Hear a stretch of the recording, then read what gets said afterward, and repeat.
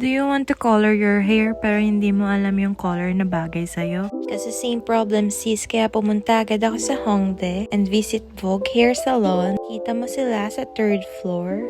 Pag nasa 3rd floor ka na, ito yung sasalubong sa'yo. So today, magko-color analysis dyeing ako. And they are so sweet, they give me snack pa. Ayan, they cover my head to start the color analysis. Gustong-gusto ko kasi talaga mag-color pero hindi ko alam yung color na bagay sa akin.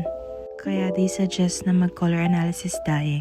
By this time, na-explain niya sa akin na light pink yung much better na color sa akin. Pero I said ayoko na masyadong bleach. And she said na ito daw yung magiging color pag isang bleach lang. And I said okay lang. So nag-start na silang kulayan ako ng bleach. Ayan, hirap na hirap sila sa buhok ko kasi tingnan nyo ang kapal-kapal ng buhok ko. Sobrang detail nila gumawa, bawat sulok ng buhok mo titignan nila. After nila ibabad ng 50 minutes, naging ganito na yung color niya. And pumunta na kami sa washing area para hugasan yung buhok ko. So ayan, hinugasan na nila yung buhok ko ng shampoo. Pagkatapos niya, naging color orange na yung buhok ko. Ayan, makikita nyo, mukha na akong sisiyo. After nyan, pinatungan na nila ng pink.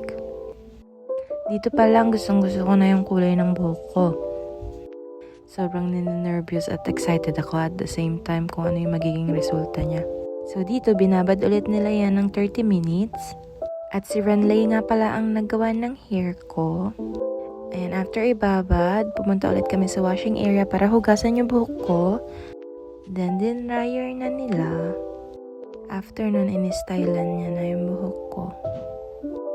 So ayan ang finished product. I'm so happy sa result. Sobrang happy ko sa color na kinalabasan kasi yung color parang nagka-complement siya sa tan skin ko. Finally, may color din na bumagay sa akin.